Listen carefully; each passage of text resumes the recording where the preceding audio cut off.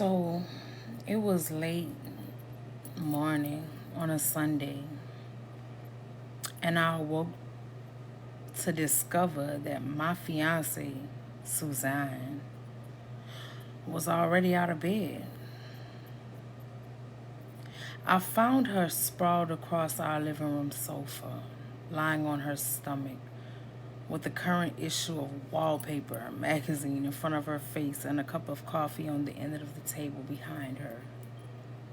Now, I'm a coffee junkie who usually wants my first mug the nanosecond I rise in the morning, and I knew that there'd be more Java waiting for me in the French press in the kitchen. But when I looked at Suzanne and I saw she was wearing a sexy silk robe that cut off just below her ass, no panties, and when I looked at the backsides of her long, smooth, naturally bronzed legs, I knew there was something I needed more urgently than caffeine just then. Now, see, Suzanne and I, we in our early 30s. She looks a lot like the actress Carrie Lowell.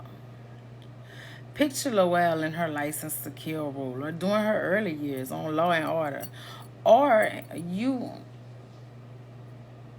may just have an idea of my fiance's physical appearance. See, Suzanne, she has beautiful blue eyes.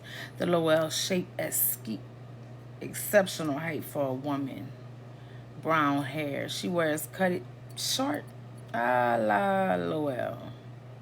Lusciously tan skin and especially attractive hands. I have a thing about women's hands, you know. And Suzanne's fingers make me a little crazy. So long, so slender and lengthy. Natural nails that she takes good care of and paints in unusual sensual colors.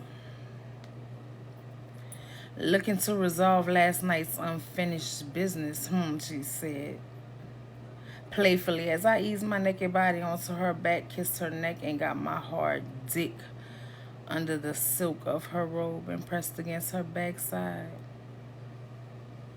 The unfinished business Suzanne referred to the night before. See, we went drinking and dancing at a club with some friends.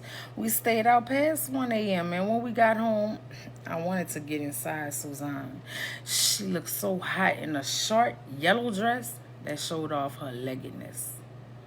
Her pretty eyes were highlighted by azure colored makeup she'd applied to their lids. She had her long nails painted in a metallic, I think silver, my favorite of all her fine choices of enamel. I noticed men and some women openly ogling her at the club, and that made me feel a little bit jealous, proud to be with her, and horny as fuck all at the same time. But when we finished getting out of our clothes and had brushed our teeth, and when I eased Suzanne down to our bed and got on top of her, she yawned. Not tonight, lover man. All that dancing and all those cosmos I drank, that shit drained me. I tried kissing her behind her ears, an erogenous zone for her, but she got her hands on my sides and tickled me until I was forced to squirm and wiggle and fall off of her. And that made me think of an attractive elementary school teacher I once had, who used to go around the room and tickle various kids to snap us all back awake during the afternoon sleepy lull. The teacher had beautiful fingers, like Suzanne's.